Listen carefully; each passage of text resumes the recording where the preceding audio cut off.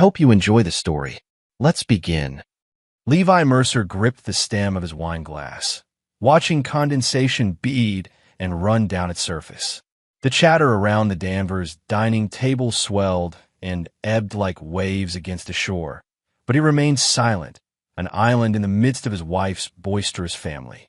"So, Levi," Hollis Danvers boomed from the head of the table, carving knife glinting under the chandelier light. "How's that tech job treating you these days? Making the big bucks yet?" Bree shot her father a look that Levi recognized all too well, complicity wrapped in feigned innocence. She smoothed her napkin across her lap, red nails stark against the white cloth. "Dad, you know Levi doesn't like talking about money. I was just promoted last month," Levi said, the familiar tightness gathering in his throat. He'd prepared for this, rehearsed responses in the car on the drive over. Still, the stutter emerged, subtle but present. Cassidy, Bree's younger sister, leaned forward with genuine interest. "Congratulations. What's the new position?" "Senior Systems Architect." Levi took a quick sip of wine, hoping the liquid would wash away the blockage in his throat. "It's a good opportunity." "Well, look at you," Hollis said, sawing through his ham with unnecessary force. "Moving up in the world. Might finally be able to get Bree that vacation house she's always wanted." Bree laughed, the sound musical yet somehow hollow. "Let's not get ahead of ourselves, Dad." Mrs. Danvers passed a bowl of mashed potatoes toward Levi. "More, dear." "Thank you," he managed without stuttering, a small victory that no one but him would notice or celebrate. Dinner progressed with the usual rhythms of the Danvers household, Hollis dominating conversation, Bree performing as the charming daughter, Cassidy attempting to smooth rough edges, and Mrs. Danvers silently refilling plates and glasses. Levi had learned to navigate these waters over the 5 years of his marriage to Bree, finding the quiet moments, speaking only when necessary. When the main course plates were cleared and dessert was being prepared in the kitchen, Hollis raised his glass. "I'd like to propose a toast." Everyone reached for their glasses. Levi's fingers found his cool against his palm. "To family," Hollis declared. "The Danvers clan and our additions." He nodded toward Levi with something that wasn't quite respect. "May the new year bring us all health, wealth, and maybe some grandkids, He winked at Bree. "Your turn, Levi," Bree said, nudging him with her elbow. "Say something." The table's attention swiveled toward him. 5 pairs of eyes, waiting, judging. Levi began, then felt the familiar seize in his vocal cords. "I want to thank you for welcoming me into your home for Christmas." His pulse quickened, each syllable a mountain to climb. "Family is important, and I'm grateful to be part of yours." The silence that followed lasted only seconds, but to Levi, it stretched like hours. Then Bree cleared her throat. "Oh my God," she said, her voice light with amusement. "Let me translate what my husband is trying to say." She straightened in her chair, adjusted an invisible tie, and then, "I want to thank YYU." Her impression was exaggerated, grotesque. Hollis barked a laugh, loud and abrupt as a gunshot. "Brielle," Mrs. Danvers admonished, but her protest was weak, her eyes darting nervously between her husband and daughter. "What?" Bree's eyes widened with mock innocence. "I'm just helping him out." "Right, honey." She turned to Levi, her smile sweet as antifreeze at a snicker from Hollis's end of the table. Cassidy looked down at her plate, silent complicity written in her posture. Struggling like a broken machine, Bree continued, warming to her audience. "Maybe if we turn him off and on again, he'll learn to speak like a normal person." Laughter rippled around the table. Even Mrs. Danvers, after a moment's hesitation, joined with a reluctant chuckle. Only Cassidy remained quiet, but she didn't object either. Levi's face burned, but he forced the corners of his mouth upward. A smile-shaped mask that felt like plastic stretched over bone. He rose from his chair, collected his plate, and breathed. "I'll help with the dishes," he said, each word careful and measured. In the kitchen, he stacked plates with methodical precision, letting water run over his hands until it scalded. The sound of laughter continued from the dining room, punctuated by Bree's voice mimicking his stutter to renewed hilarity. broken machine. Turn him off and on again. Levi dried his hands, pressed them against the cool granite countertop, and made a decision. Inside, something calculated and cold was spreading, like ice forming over a lake. Bree snored softly beside him, her back turned, hair splayed across the pillow in careless waves. 3:15 in the morning, and Levi hadn't slept. The events of the dinner replayed in his mind. A continuous loop of humiliation and betrayal. He slipped from the bed without disturbing her. In the guest bathroom, away from their shared master, he'd already stashed a pre-packed bag toiletries, a few changes of clothes, essential documents. Not enough to be noticed missing, but enough to start over. Levi moved through the house they'd shared for 4 years, collecting the things that mattered. His brother Albie's watch, the external hard drive with his private projects, the small wooden box containing his mother's wedding ring. He wrote no note. What could he possibly say that hadn't been made abundantly clear at that dinner table? 5 years of marriage, dissolving in a single night of clear-eyed recognition. She had never respected him, never loved him. Not really at the front door. He paused, key in hand. Their wedding photo hung in the entryway, Bree radiant in white, himself smiling with hope and pride. He lifted it from the wall, removed the photo from the frame, and placed it face down on the entry table. A small act of finality. Outside, the winter air bit at his face. Ash Ridge slept under a blanket of fresh snow, houses dark except for the occasional porch light. His breath clouded before him as he loaded his bag into the car and slipped behind the wheel. He'd secured an apartment site unseen 3 weeks ago, paid the first month's rent in cash. A contingency plan he hadn't admitted to himself he was making. As if some part of him had always known this moment would come. The car started with a quiet rumble. Levi backed out of the driveway for the last time, leaving no tire tracks in the freshly fallen snow. The apartment was small, 1-bedroom, a combined living room and kitchen, bathroom with a shower stall but no tub. But it was clean, functional, and most importantly, his alone. Levi unpacked his meager belongings, arranging them with care in the new space. The watch went on the bedside table, the wooden box in the drawer beneath. As dawn broke over Ash Ridge, painting the snow-covered town in shades of pink and gold, he sat at the window with a cup of coffee. His phone, switched off since leaving the house, remained dark on the table beside him. Memory carried him back 15 years to a high school hallway lined with metal lockers. A look at the RR retard trying to TT talk. Jeremy Finch, varsity linebacker, 16 years old and already cruel beyond his years, had cornered Levi between classes. "Hey, dickhead." Albie's voice had cut through the gathering crowd of onlookers. 2 years older than Levi, broader in the shoulders, fearless where Levi was cautious. "Say that again, and you'll be drinking through a straw for the rest of the semester." Jeremy had backed down, muttering threats that everyone knew were empty. Albie had thrown an arm around Levi's shoulders, walking him to class. "You don't owe people understanding when they mock your wounds," Albie had told him later, sitting on the roof of their parents' house, sharing a stolen cigarette. "You don't owe them anything at all." Now, in the quiet of his new apartment, Levi whispered the words aloud. "I don't owe them anything at all."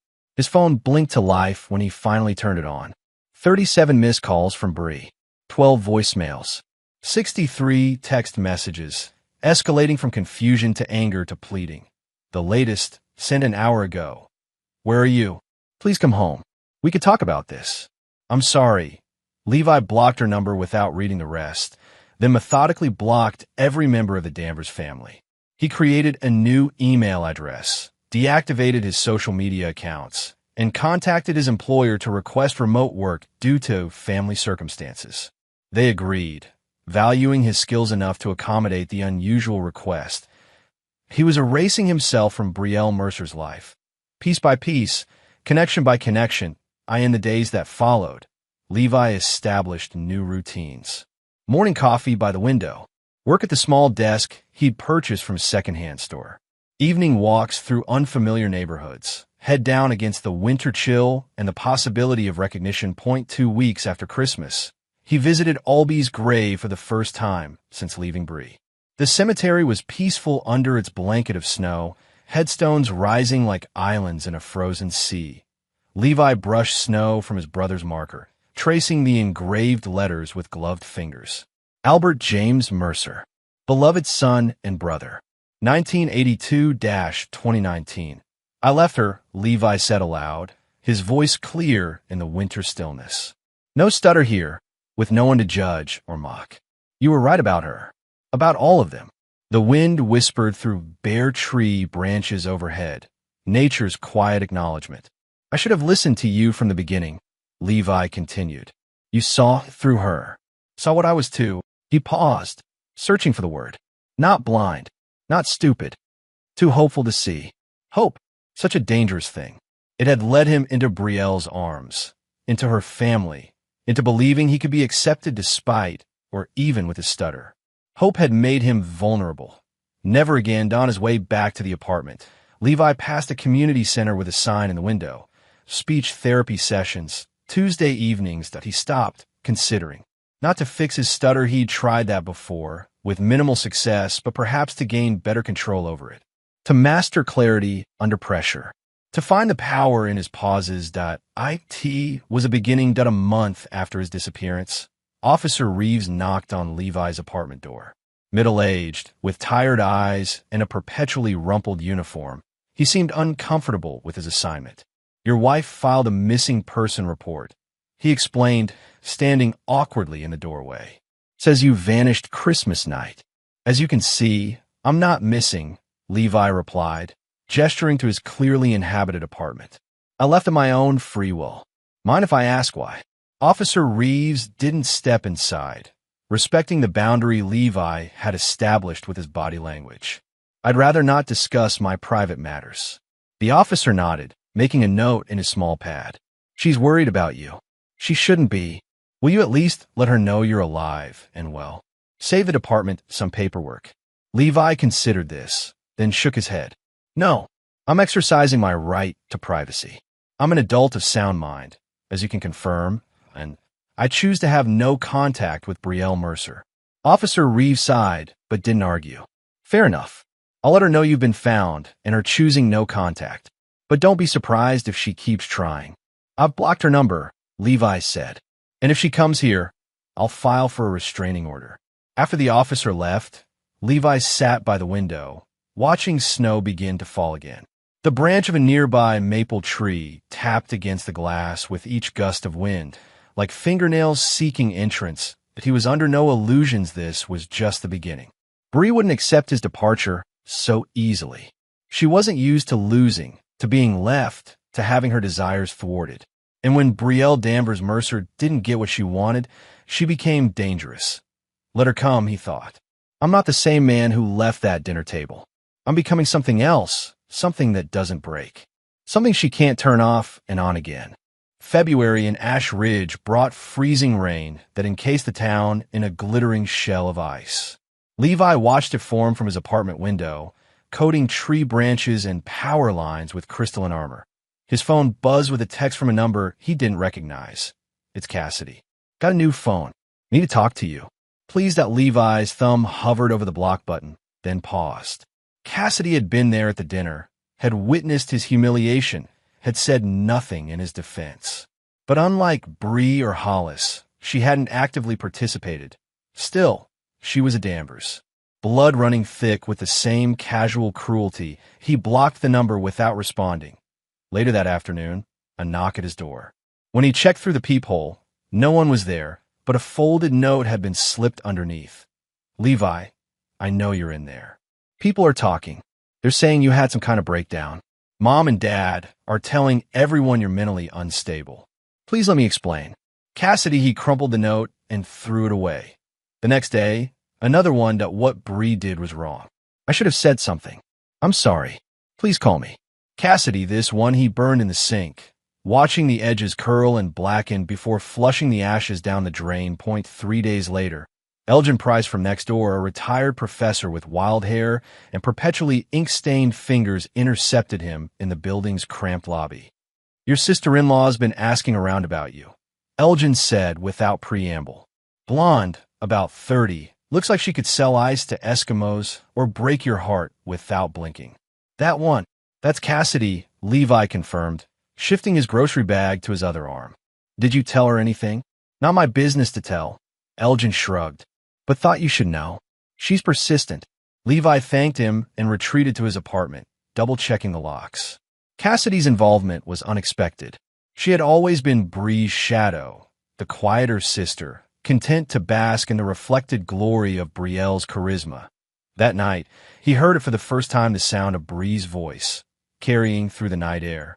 He'd been careful, selecting an apartment building across town, paying cash, using a P.O. box for mail. But somehow she'd found him. Levi. Her voice echoed in the parking lot below. I know you're in there. You can't just disappear. He didn't approach the window, didn't give her the satisfaction of seeing his silhouette. Instead, he sat perfectly still at his kitchen table, listening. This is ridiculous. It was a joke. One stupid joke, and you blow up our entire marriage. Her voice grew louder, angrier as the silence from his apartment continued. 5 years, Levi. 5 years, and you don't even have the decency to leave a note? To talk to me like an adult? You're proving everyone right about you. The sound of something hitting the building, a rock or ice ball thrown in frustration. Fine. Hide in there. Run away from your problems like you always do. You think this makes you strong? It makes you a coward. Eventually, a car engine started, and tires squealed against ice as she drove away. Levi released the breath he'd been holding, unclenched his fists to find half-moon indentations where his nails had dug into his palms. The next morning, Elgin knocked on his door. Got a security system you might be interested in, he said when Levi answered. Nothing fancy, just some cameras that connect to your phone. After last night's performance, figured you might want eyes on your parking lot. Why are you helping me? Levi asked, genuinely puzzled. They'd exchanged no more than brief greetings before this. Elgin scratched his stubbled chin. Let's just say I recognize the look of a man who's done being everyone's punching bag. He offered a lopsided smile. Also, your ex woke me up, and I'm a vengeful old bastard when it comes to my sleep. The cameras were installed that afternoon, and Levi gave Elgin a bottle of scotch in thanks. An unexpected alliance, but a welcome one. Over the following weeks, Bree's presence became a regular occurrence. Notes shoved under his door. Late-night shouts from the parking lot. Once, flowers left outside with an apology card that read simply, I miss you. Please talk to me. He disposed of them all, without response. At aita work, things became complicated. Bree had called his office, spinning tales of mental health crises and family emergencies. His direct supervisor, Karen, approached him during a video call. Levi, I need to ask, is everything all right at home? Your wife has been calling, and she seems extremely concerned. She's not my wife anymore, Levi replied, keeping his voice steady. We're separated. She's having trouble accepting that. Karen's expression softened with understanding. I'm sorry to hear that. Do you need any support? Time off? No, Levi said firmly. Work is the one normal thing in my life right now. I like to keep it that way. Of course. Just let me know if that changes. As winter melted into spring, the gossip in Ash Ridge evolved. Levi heard snippets from Elgin, who seemed to delight in collecting the various versions of his disappearance circulating through town. According to the ladies at the book club, you had a full psychotic break, Elgin reported, chuckling as they set up a chessboard on his cluttered balcony. Apparently, you're living in the woods, writing manifestos on tree bark. Levi moved a pawn forward. And what does Brielle say to that? Oh, she's playing the concerned, long-suffering wife. Claims you've struggled with your mental health for years, that the holidays triggered some kind of episode. Elgin captured the pawn with a satisfied smirk. But people are starting to talk. They remember how she used to treat you in public. Little comments, little jabs. Nobody likes a bully, even a pretty one. The knowledge that Bree was losing social standing shouldn't have satisfied him as much as it did. But Levi savored it nonetheless, a small taste of what was to come. On a Tuesday evening in early April, Levi attended his first speech therapy session at the community center. The group was small 5 other adults, ranging in age from their 20s to their 60s, all dealing with various speech impediments. The therapist, Dr. Marina Chun, was in her 40s, with calm eyes and a direct manner that Levi appreciated. No empty platitudes or false promises of miraculous cures. Speech is power, she told the group during their first session. Humans communicate in many ways, but in our society, verbal communication carries particular weight. Our goal isn't to erase your stutter or lisp or unique speech pattern. It's to give you control over it, to find your voice and your power within it. Levi practiced breathing techniques, mouth exercises, and strategies for managing stress during speech. He learned to embrace the pauses his stutter created, to use them intentionally rather than fighting against them. A pause can be powerful, Dr. Chin told him during a one-on-one moment. It creates anticipation, makes people listen more closely to what follows. Many great orators use deliberate pauses for dramatic effect. The idea resonated with him, transforming what had always been a weakness into a potential strength. After a therapy session in late April, Levi spotted a familiar figure leaning against a car in the community center parking lot. Jory Lang, Albie's former girlfriend. They hadn't spoken since Albie's funeral 5 years ago. She straightened when she saw him, tucking a strand of auburn hair behind her ear. "I thought it was you," she said, approaching with cautious steps. "I volunteer at the center on Thursdays. Cassidy mentioned she'd seen you here." Levi's guard immediately went up. "Are you reporting back to the Danvers family now?" Jory's eyebrows rose. "No, absolutely not. I ran into Cassidy at the grocery store. She's worried about you." "I don't need her worry." "Fair enough." Jory didn't push, didn't press for explanations. It was one of the things Albie had loved about her, her ability to respect boundaries. "It's good to see you, Levi. You look different," he supplied. "I was going to say more yourself." She smiled slightly. Albie would be glad. The mention of his brother created a momentary crack in Levi's carefully constructed armor. Would he? He always wanted you to stand up for yourself more. Jory glanced at her watch. "I have to go, but..." She hesitated, then pulled a business card from her pocket. "I'm working at Westridge Medical Center now. Nursing supervisor. If you ever want to grab coffee, catch up." Levi took the card, tucked it into his jacket pocket. "Thank you." As he watched her walk away, something Albie had said years ago echoed in his mind. Jory gets it. She sees people really sees them. Back at his apartment, Levi pinned Jory's card to his refrigerator with a magnet. Not ready to call her yet, but not willing to discard the connection either. That night, his phone buzzed with a notification from the security app. Movement in the parking lot. Through the grainy night vision feed, he watched Bree approach the building, paper in hand. Another note, presumably. But instead of slipping it under his door, she taped it to the building's main entrance, where anyone entering or leaving would see it. The next morning, he retrieved it before any of his neighbors could read its contents. "I know you're hurting. I know I hurt you. But disappearing like this is cruel. My therapist says you're punishing me to make yourself feel powerful. Is it working, Levi? Do you feel like a big man now? Call me. We need to talk this through like adults." Her handwriting was perfect, as always, each letter precisely formed. Even in written form, Bree's voice carried its familiar mix of concern and condescension, the subtle poison wrapped in sweet reasoning. Levi tore the note into tiny pieces and scattered them into the wind. 2 days later, he called Jory. They met at a small cafe on the outskirts of town, away from the usual Ash Ridge hangouts. Jory wore scrubs under her jacket, coming straight from an overnight shift. "Sorry about the outfit," she said, sliding into the booth across from him. "And my general zombie appearance." "You look fine," Levi assured her, pushing a large coffee toward her side of the table. "I remember Albie saying you survived on caffeine during nursing school." She smiled at the memory, wrapping her hands around the mug. "He used to bring me coffee in the library at 2 in the morning. Snuck it past the guards in his jacket." For a while, they traded stories about Albie, his terrible singing voice, his habit of adopting stray animals, the time he nearly burned down their apartment trying to make Jory a birthday cake. "I miss him," Jory said finally, her voice soft with old grief. "Every day." "Me too." Levi stared into his coffee. He would have known what to do about Bree. He always saw through her. Jory's expression sharpened. "What happened, Levi?" "Last I heard, you two were the perfect couple. Perfect on the outside, rotting underneath." The words came easier than expected, the stutter minimal. "She mocked me at Christmas dinner.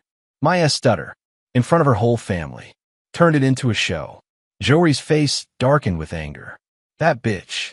The simple validation, the immediate taking of his side, loosened something in Levi's chest. As she said, I was like a broken machine. That maybe they should turn me off and on again to fix me. And you left. Jory guessed. That night. No note. No explanation. Just disappeared. Jory nodded slowly. Good for you. Really? Levi raised an eyebrow. Most people would say I should have talked to her. Try to work it out. Most people haven't been systematically degraded by someone who claimed to love them. Jory's voice was matter-of-fact. Besides, Albie told me years ago how she treated you. How she'd help you finish sentences in public. Make little jokes at your expense. He hated it. This was news to Levi. He never said anything to me. He said you'd defend her. That you couldn't see it. She reached across the table, briefly touched his hand. I'm glad you finally did. They met for coffee again the following week, and then dinner the week after that. Not dating the ghost of Albie stood between them. A connection and a barrier both, but friendship blooming in the space where grief had once consumed all the oxygen. One evening in late May, Jory helped him practice a speech Dr. Chun had assigned a 2-minute presentation on any topic of his choosing. Levi had selected the history of encryption, a subject he knew intimately from his work. That was good, Jory said after his first attempt in her living room. But you're rushing through the technical terms. Trying to get them out before the stutter hits, Levi admitted. Don't. Slow down. Make them wait for it. You know this stuff better than anyone they've ever met. Make them earn the knowledge. They practiced for hours, Jory pushing him to embrace the pauses, to own them rather than fear them. By midnight, he could deliver the entire speech with only 3 noticeable stutters, each one handled with dignity rather than shame. You're getting really good at this, Jory said, impressed. Planning to give TED Talks soon? Levi smiled, a genuine one that reached his eyes. Nothing that ambitious. Just want to be ready for when the time comes. Ready for what? Confrontation, he said simply. Revenge. Jory studied him for a long moment. Levi, what exactly are you planning? Nothing illegal, he assured her. Just justice. On my terms. Be careful, she warned. Revenge can consume you if you let it. I'm not consumed, Levi said. I'm focused. But that night, as he drove home, Jory's warning echoed in his mind. Was he letting vengeance consume him? Or was he finally claiming the power that had been denied him for so long? The answer, he decided, would lie in the execution. Not in blind rage, but in calculated, measured response. Not destruction for its own sake, but consequences precisely calibrated to the crime. Bree had humiliated him publicly. Justice would require the same. June brought summer heat to Ash Ridge, the kind that shimmered above asphalt and made tempers flare. Levi's apartment had no air conditioning, so he spent his evenings on the small balcony, laptop open, security feed running in the background. That Bree's visits had become less frequent but more erratic. Sometimes weeks would pass with no sign of her. Then she would appear 3 nights in a row, alternating between tears and rage. Elgin, emerging onto his adjacent balcony with 2 beers, handed one to Levi. Your stalker's been quiet lately. She's regrouping, Levi replied, accepting the cold bottle. Planning something new. You ever think about just talking to her? Putting an end to all this drama? Levi took a long sip before answering. Would you negotiate with a virus? Reason with a hurricane? Elgin chuckled. Point taken. He settled into his chair, propping his feet on the railing. So what's the endgame here, kid?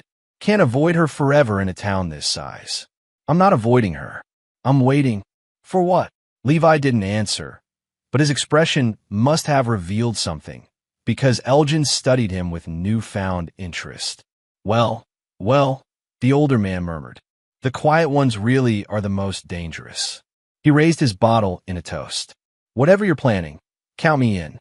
Been too long since I've been part of a good comeuppance. The opportunity Levi had been waiting for arrived a week later, in the form of a community event announcement. Ash Ridge Summer Festival Local Business Showcase. Bree's marketing firm would be featured prominently, with her scheduled to give a presentation on building your brand in a digital age. Her first major public appearance since Levi's departure. Perfect.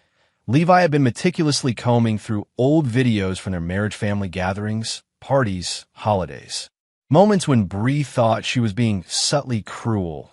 When she didn't realize she was being recorded, he found what he needed in footage from Thanksgiving 2 years earlier. Bree, slightly drunk on wine, demonstrating Levi's stutter to her college friends, laughing as she exaggerated his halting speech. This is him trying to order at a restaurant. IIWW would LL like the CC chicken dot. The group's laughter. The camera panning to Levi's face, his forced smile, the humiliation in his eyes.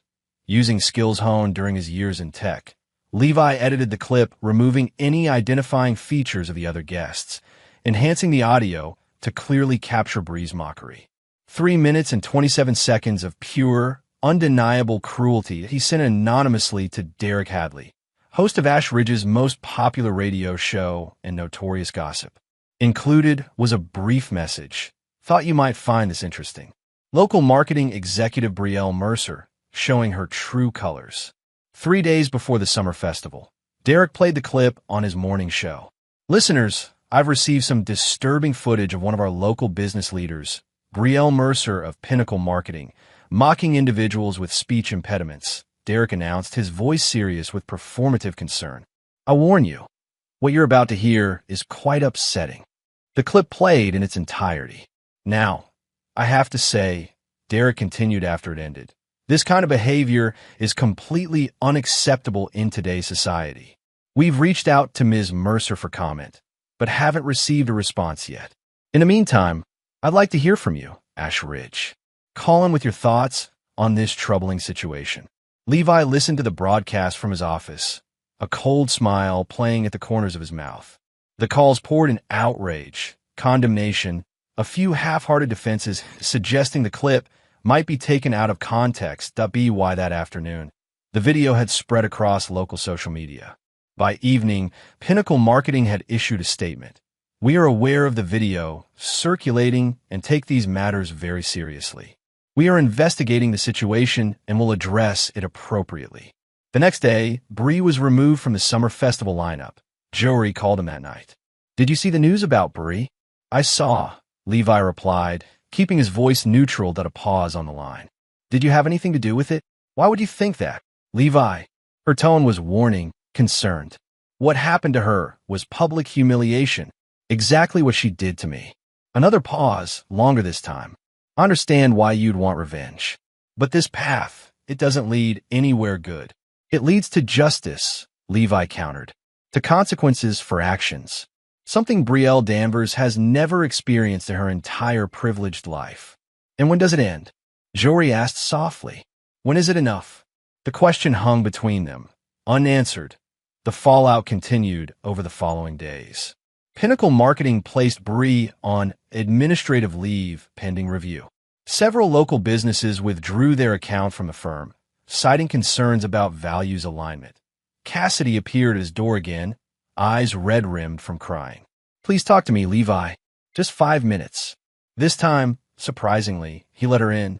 She stood awkwardly in the center of his sparse living room, twisting her hands together. Did you release that video? She asked without preamble. Would it matter if I did? Levi countered, remaining standing, maintaining the power dynamic. Bree's falling apart. Dad's furious. The family name is being dragged through the mud. The precious Danvers name, Levi interrupted, voice soft but cutting. Always the most important thing, isn't it? More important than kindness. More important than decency. Cassidy flinched. What happened at Christmas was wrong. I should have said something. I'm sorry, but you didn't say anything. You sat there and watched. Just like you always do. That's not fair. No, it's perfectly fair. Levi stepped closer, his stutter completely absent in the face of righteous anger.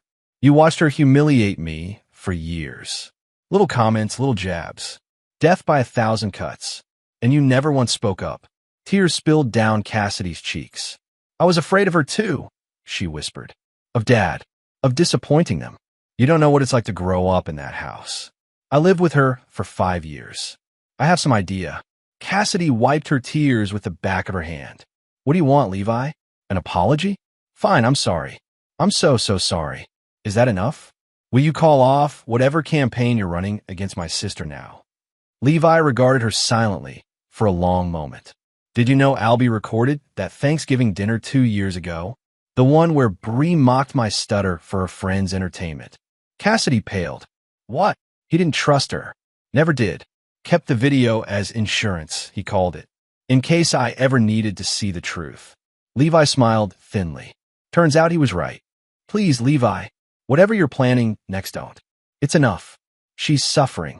Not nearly enough, Levi replied coldly. And I'm just getting started. After Cassidy left, Levi sat alone in his apartment, replaying the conversation.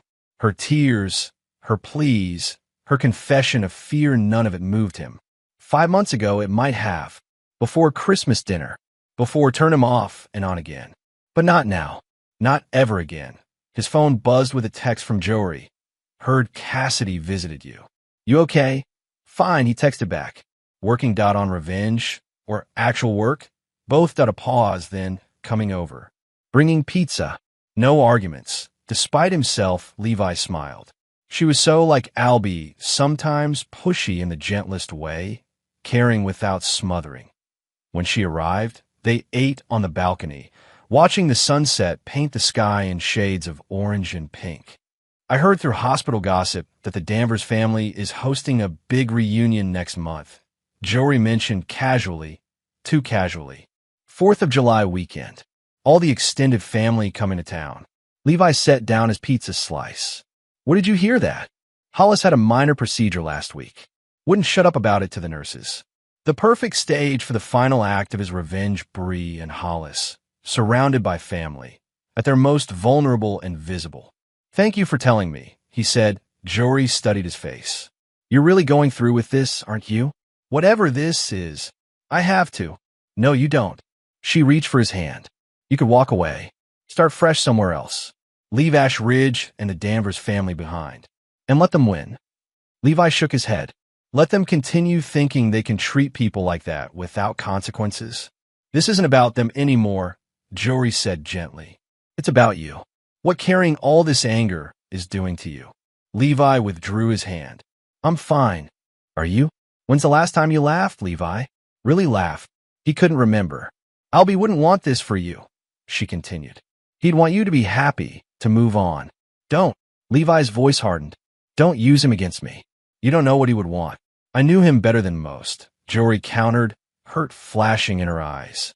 And he loved you more than anything. He would hate seeing you consumed by vengeance. They finished their meal in uncomfortable silence, the easy camaraderie of recent weeks strained by the fundamental disagreement between them. As Jory was leaving, she paused at the door. Whatever you're planning, just be careful it doesn't destroy you too. After she left, Levi returned to his laptop, to the speech he'd been crafting for weeks. Each word chosen with precision, each pause strategically placed for maximum impact. The Danvers family reunion would be his stage, and he would deliver the performance of his life. July arrived with a heat wave that settled over Ash Ridge like a heavy blanket. Levi increased his speech therapy sessions to twice weekly, determined to perfect his delivery before the Danvers reunion. Dr. Chen noticed his intensified focus. You've made remarkable progress, she told him after a particularly grueling session. But I'm curious about what's driving this sudden push. I have an important presentation coming up, Levi replied, not entirely a lie.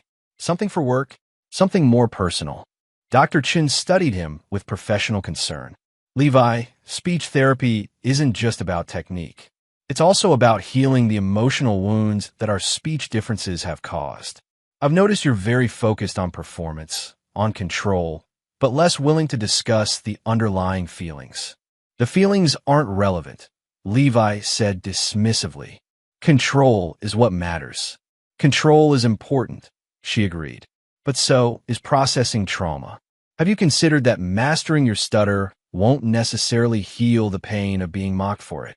Levi gathered his notes, uncomfortable with the direction of the conversation. Thank you for today's session, Dr. Chun. I'll see you Thursday. Outside the community center, he found Elgin waiting, leaning against his battered Volvo. Thought I might find you here, the older man said. Got some news you might want to hear. They drove to a diner on the outskirts of town, where they could talk without risk of being overheard. Over coffee and pie, Elgin shared what he'd learned. The Danvers reunion is set for July 3rd at Hollis's Lake House. Big affair, about 50 family members expected, plus close friends. They're having it catered by Marcel's. How did you find us out? Levi asked, impressed despite himself. Elgin grinned. My ex-wife's sister does the books for Marcel's. I may have rekindled that particular family connection recently. And they mentioned the guest list.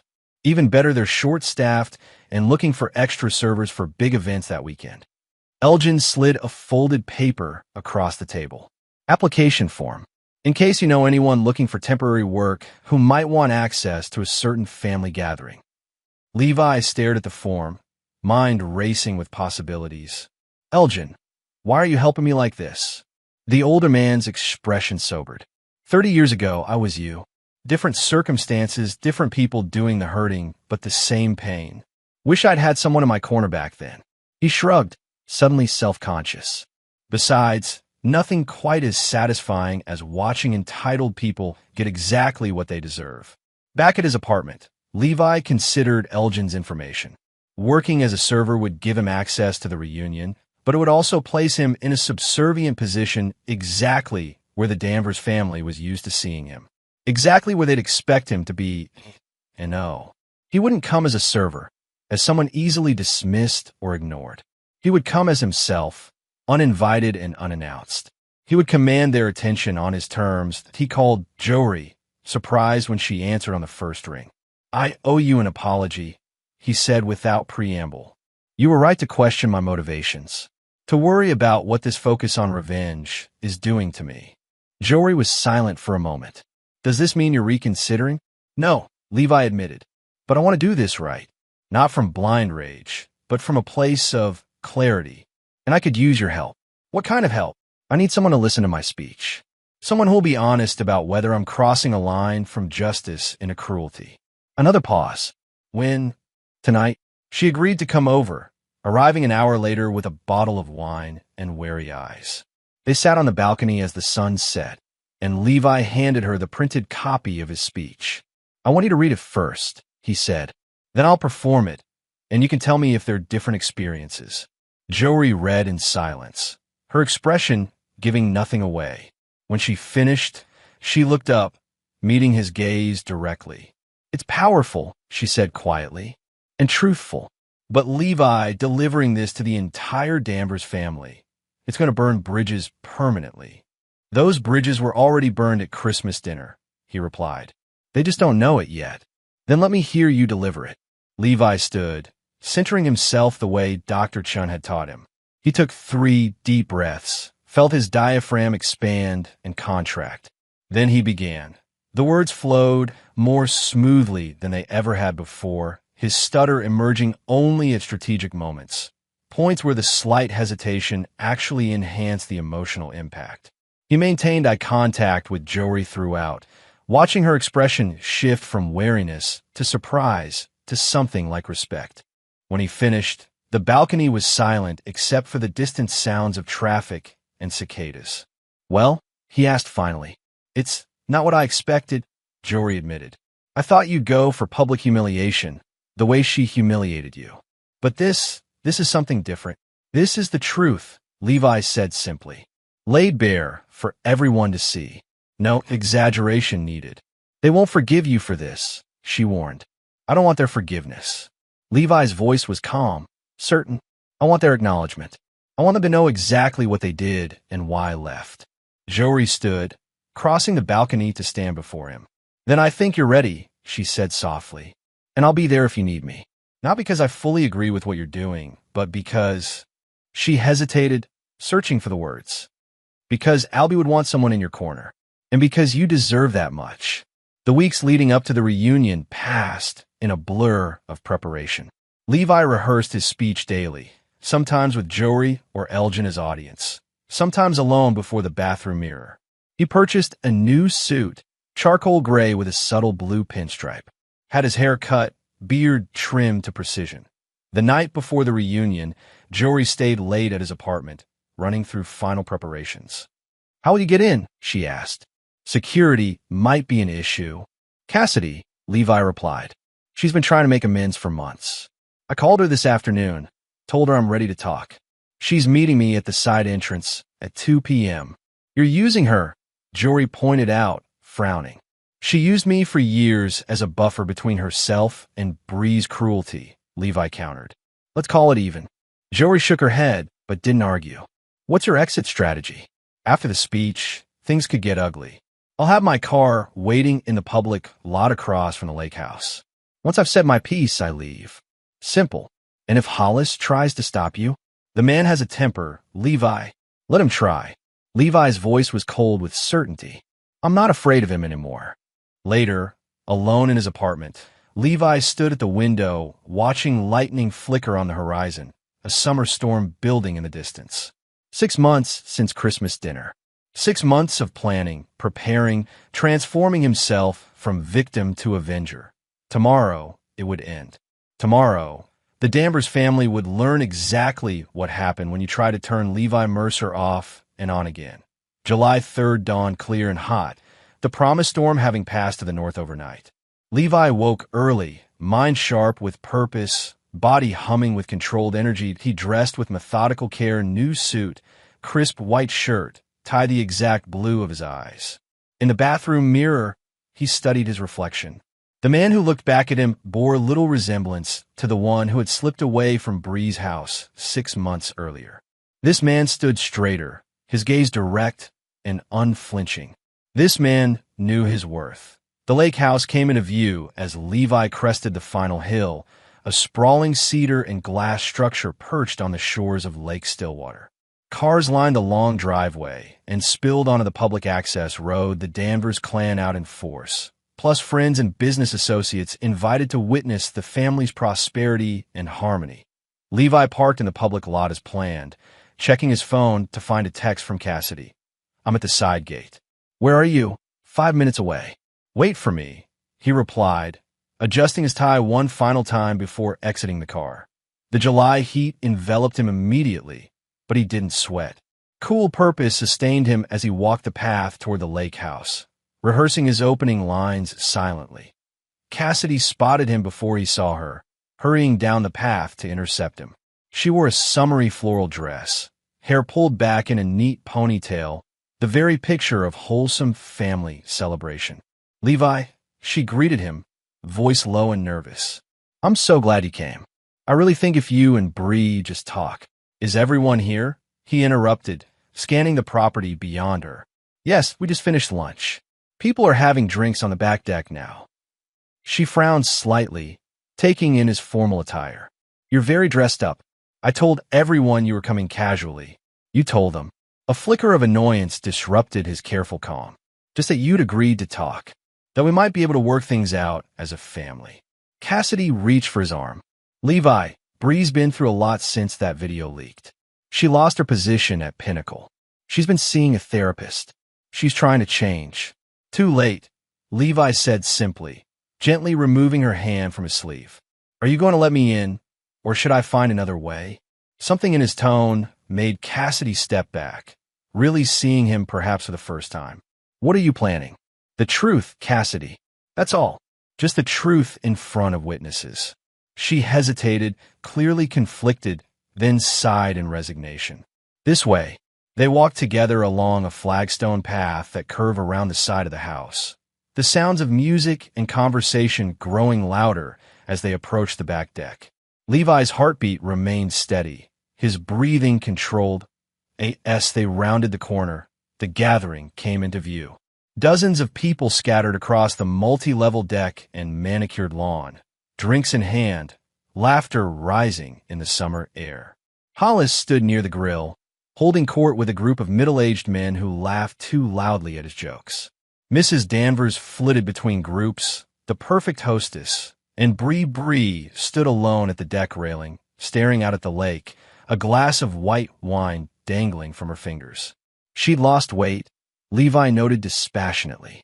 The summer dress she wore hung loosely on her frame, and her hair lacked its usual perfect styling, The group nearest the path noticed him first, conversation faltering as recognition dawned. The silence spread outward in ripples, until even Hollis turned to see what had captured everyone's attention. Levi, Bree breathed, the wine glass slipping from her fingers and shattering on the deck. No one moved to clean it up. Hollis recovered first, setting down his spatula and moving toward Levi with forced joviality. Well, look who decided to rejoin the land of the living. Cassidy said you might stop by. His voice boomed across the suddenly quiet gathering. Get this man a beer, someone. Levi remained where he was, just at the edge of the deck. No beer for me. Thanks. I won't be staying long. Nonsense. Hollis insisted, closing the distance between them. You're family. Of course you're staying. I'm not family, Levi replied evenly. I never was. The statement hung in the air, heavy with implication. Bree took a step forward, her face a complex mix of hope and wariness. Levi, she said louder this time.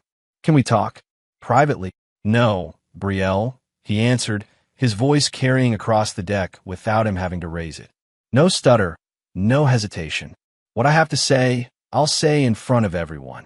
Hollis's jovial mask slipped, revealing the anger beneath. Now listen here, boy. No, you listen. Levi cut him off, stepping onto the deck, claiming the space. For once in your life, Hollis, you're going to listen to someone else speak. The gathering collectively held its breath. Levi surveyed the crowd relatives he recognized from holidays and weddings, friends of the family who had witnessed his humiliation over the years, strangers who were about to learn exactly who the Danvers family really was. Perfect. Levi moved to the center of the deck, positioning himself where everyone could see and hear him. The crowd parted unconsciously, creating a circle around him. Out of the corner of his eye, he spotted Jory slipping into the gathering, standing near the back for support as promised. 6 months ago, he began, his voice clear and measured. I sat at the Danvers family Christmas dinner table. It was my 5th Christmas with Brielle, my 3rd as her husband. I was asked to make a toast. Bree took another step forward, panic flashing in her eyes. Levi, please. He continued as if she hadn't spoken. When I stood to speak, my stutter, the speech impediment I've had since childhood, emerged, as it often does in moments of stress or public attention. Around the deck, people shifted uncomfortably, some avoiding eye contact, others watching with confused interest, not yet understanding where this was leading. Brielle, Levi said, turning to face his wife directly, decided this was the perfect opportunity for entertainment. She mimicked my stutter, exaggerated it for laughs. Call me a broken machine. Suggested they turn me off and on again to fix me. Gasps and murmurs rippled through the crowd. Mrs. Danvers pressed a hand to her mouth. Hollis's face darkened with anger. Now, you might think that's just one incident. One bad moment. Everyone says hurtful things sometimes. Levi's gaze swept the gathering. But that night wasn't an isolated incident. It was simply the moment when I finally recognized the pattern that had defined our marriage from the beginning. He took a deliberate pause, letting the silence emphasize his next words. For 5 years, I was the target of constant, subtle degradation. Little comments about my speech. Jokes at my expense. Bree, helping me finish sentences in public, as if I were a child. Hollis and Bree exchanging looks when I struggled with a word, their private amusement at my expense. Levi turned to address the extended family directly. You all saw it. At weddings, at holidays, at family gatherings, just like this one. Some of you laughed along. Some looked away uncomfortably. None of you said a word in my defense. Several people in the crowd had the decency to look ashamed.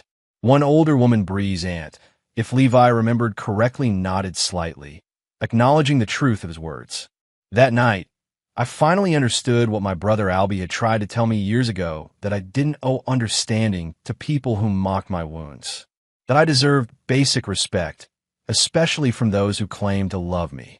Levi's voice remained steady, but he allowed his stutter to emerge naturally on the next sentence, using it for emphasis rather than hiding it.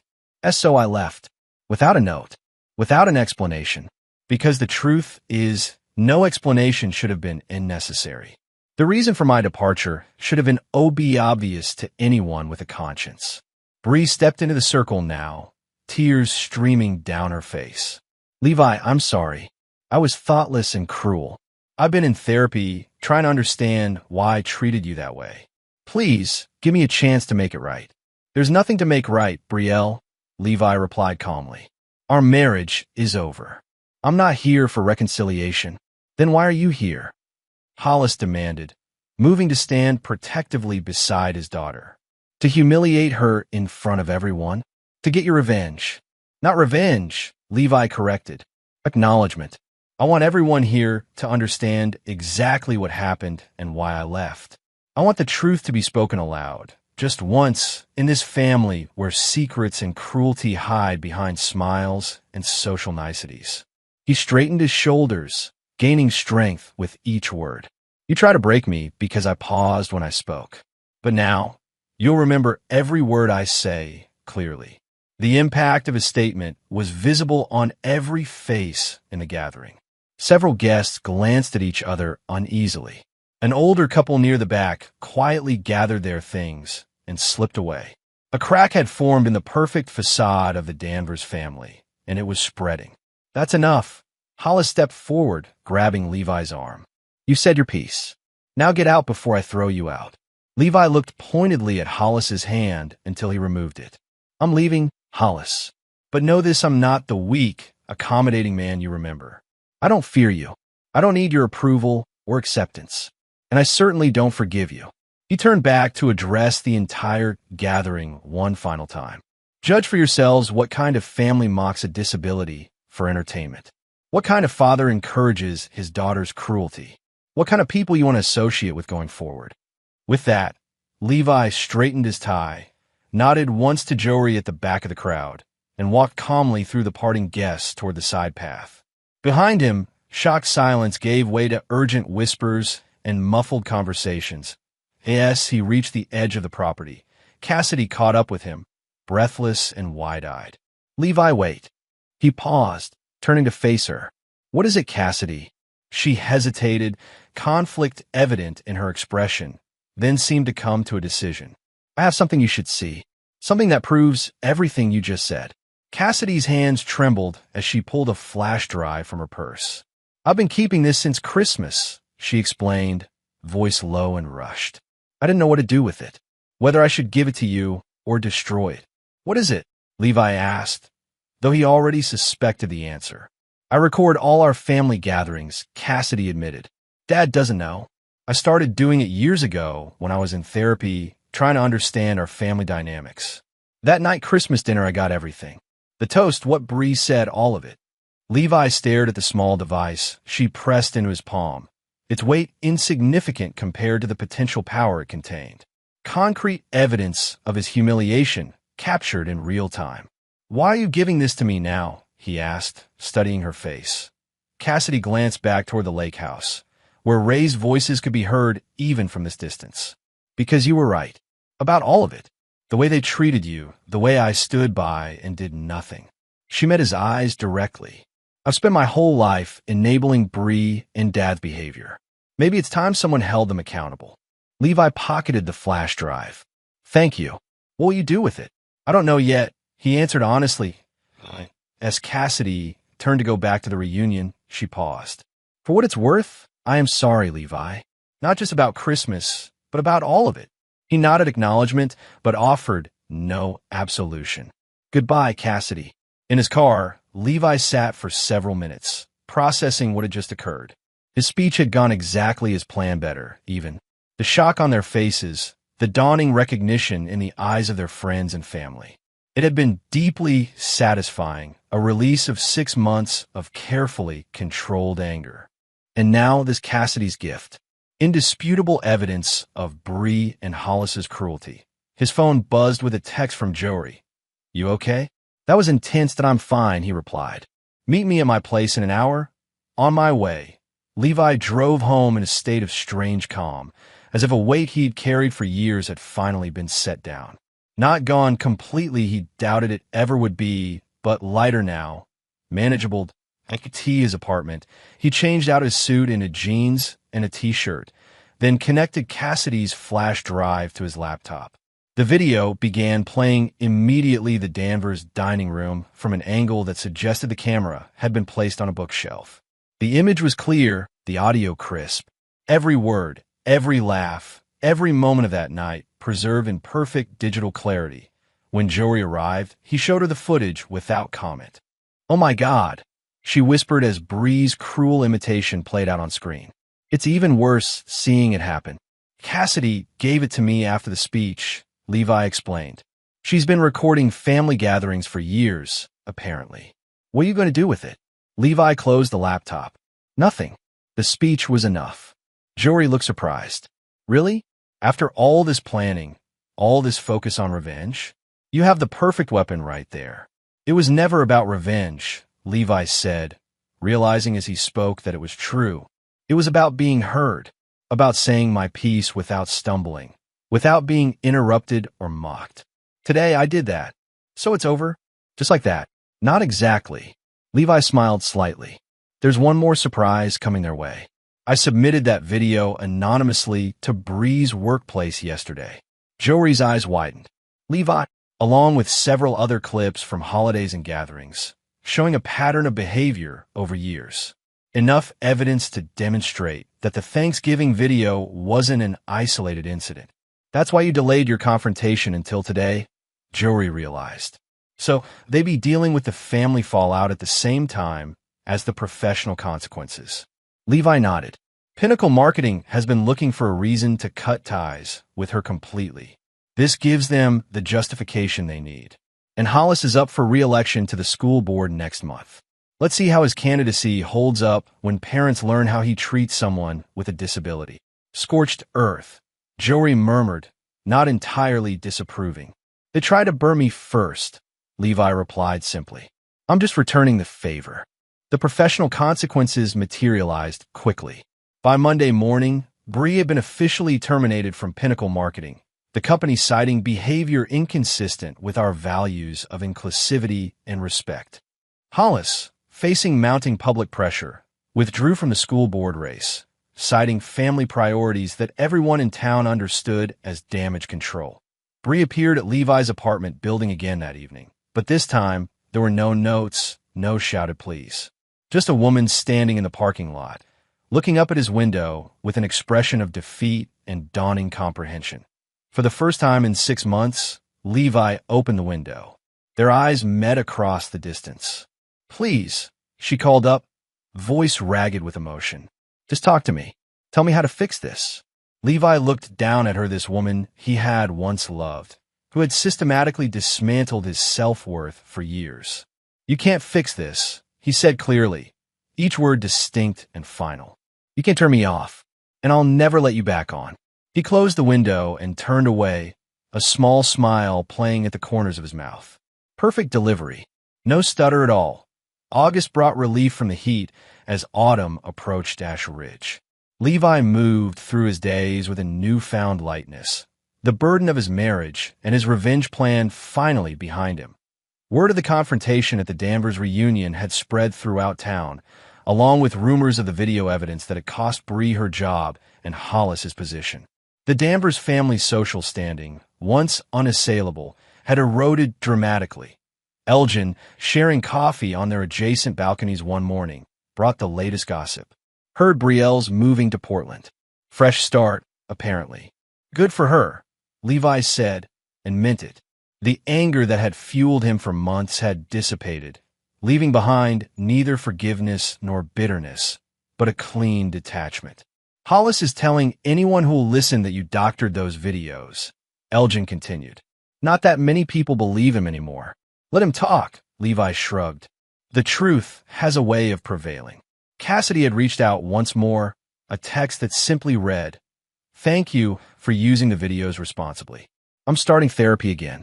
Maybe someday we can talk." Levi hadn't responded, not ready for that bridge to be rebuilt, if it ever could be. But he hadn't blocked her number either.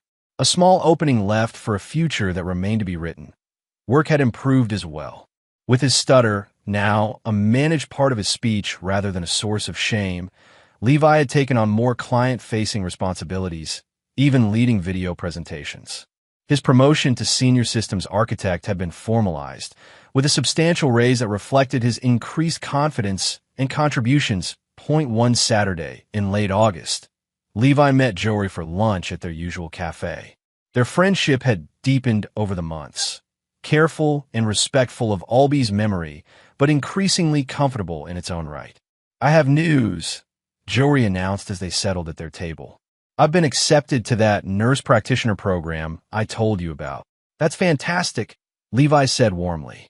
"You'll be brilliant at it." "It's in Seattle," she added, watching his face carefully. "I start in January." "Seattle," Levi repeated, absorbing this. "That's far." 6 hours by car. Less by plane. Jory fidgeted with her napkin. "I was wondering if maybe you might consider applying for jobs there too. Eventually, when you're ready." The suggestion hung between them, loaded with unspoken possibilities. "I don't know if I'm ready to leave Ash Ridge yet," Levi admitted. "There's still something I need to do here first." "What's that?" "Visit Albie once more. Properly this time." Understanding dawned in Jory's eyes. "Want company for that?" Levi considered, then nodded. "I'd like that." The cemetery was peaceful in the late summer afternoon, dappled sunlight filtering through mature oak trees that lined the paths. Levi and Jory walked side by side, carrying fresh flowers for Alby's grave. At the headstone, Levi knelt to clear away dried leaves that had gathered at its base. "I brought a visitor," he said conversationally to the stone, "though I guess she's not really a visitor to you." Jory smiled sadly, placing her flowers beside Levi's. "Hey, Albie. Miss you every day." Levi ran his fingers over the engraved dates that bracketed his brother's too short life. "I finished what I started," he told the stone, said what needed saying, made them listen. The breeze rustled through the trees overhead, a natural response to his words. "You were right all along," Levi continued. "About Bree. About not owing understanding to people who mock your wounds. Wish I'd listened sooner." He reached into his jacket pocket and withdrew a laminated document, a printed copy of the speech he'd delivered at the Danvers reunion. With careful movements, he placed it at the base of the headstone, anchoring it with a small stone. "Words have power," he said softly. "You taught me that. I finally learned how to use mine." They stayed for nearly an hour, Levi sharing stories of Albie with a freedom he hadn't felt in years, his stutter emerging occasionally, but causing no self-consciousness or shame. When they finally walked back to the car, the setting sun painted the cemetery in gold and amber light. "What now?" Jory asked as they drove back toward town. After all this, the confrontation, the videos, the closure, what does Levi Mercer do next? It was a question he'd been asking himself for weeks. The revenge that had structured his days was complete. The marriage that had defined 5 years of his life was over. The future stretched before him, unwritten. "I've been thinking about starting something," he said slowly. "A support group, maybe, or a podcast. Something for people who struggle with speech impediments, or who've been mocked for how they speak."